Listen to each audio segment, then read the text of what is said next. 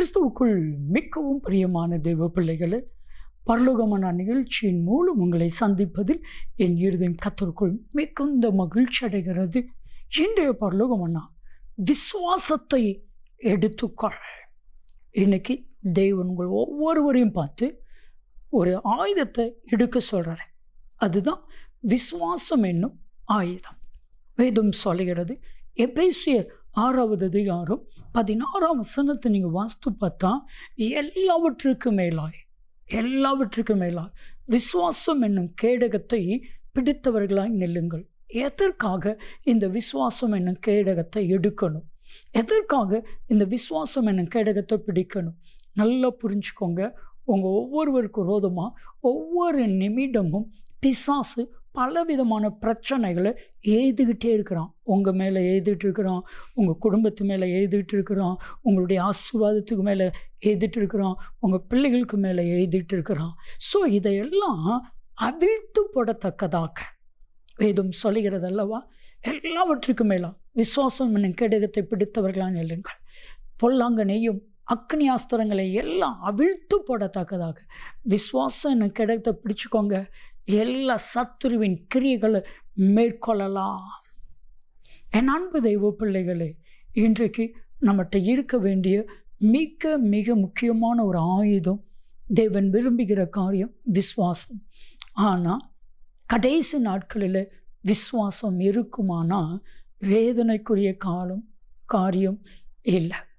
கடைசி நாட்களில் விசுவாசத்தை காண்பாரோ விசுவாச துரோகம் ஏற்படும். நமக்கும் தெரியாமல் நம்மளுடைய இருதயத்துக்குள்ளே அவிசுவாசம் வருகிறது. நம்ம ஜெபிக்கணும், ஆண்டவரே எனக்குள்ள அவிசுவாசம் வந்துவிடக்கூடாது, ஆண்டவரே என்னை அறியாமலே எனக்குள்ள அவிசுவாசம் வந்துவிடக்கூடாது, முடியாதுங்கிற வார்த்தை வந்துவிடக்கூடாது. விசுவாசத்தை ஆண்டவரே எனக்கு தாங்க, விசுவாசத்தில் நிலைத்து நிற்க எனக்கு உதவி செய்யுங்க. விசுவாசம்தான். சில நேரத்தில் நம்ம விசுவாசம் எங்கே போகுது? ஒரு முறை இயேசு கிறிஸ்து படகுல பயணம் செய்தார். அந்த படகுல சீசர்களும் இருந்தார்கள். காற்று வீச ஆரம்பித்தது, கடல் பொங்க ஆரம்பித்தது. இப்போ சீசர்களுக்குள்ள ஒரு பயம் வந்துட்டு, நம்ம செத்துருவோமோ, முயற்சி பண்ணி பார்க்குறாங்க, முடியலை. ஆனால் இயேசு நல்லா தூங்கிட்டு இருக்கிறார். இப்போ இயேசுவை எழுப்பவா வேண்டாமா? கடைசி நேரம் முடியாது, எழுப்பிதான் ஆகணும்.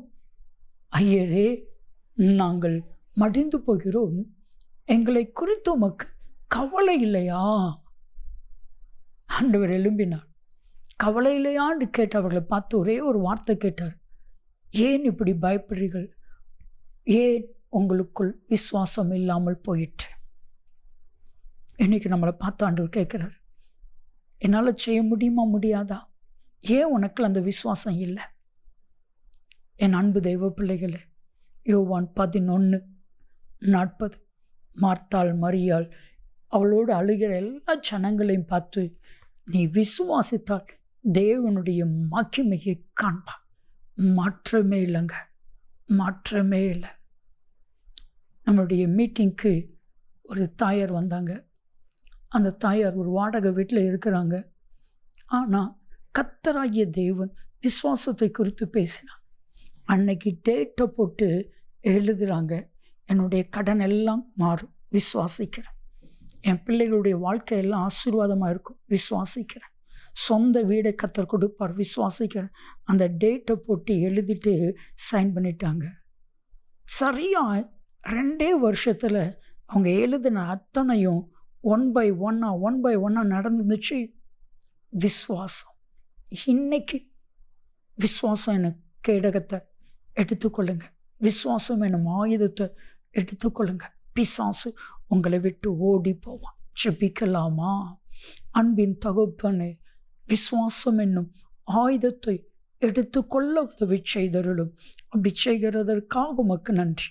இயேசு கிறிஸ்துவின் நாமத்தில் ஜெபிக்கிறோம் ஜீவனுள்ள பிதாவே, ஆமென், ஆமென்.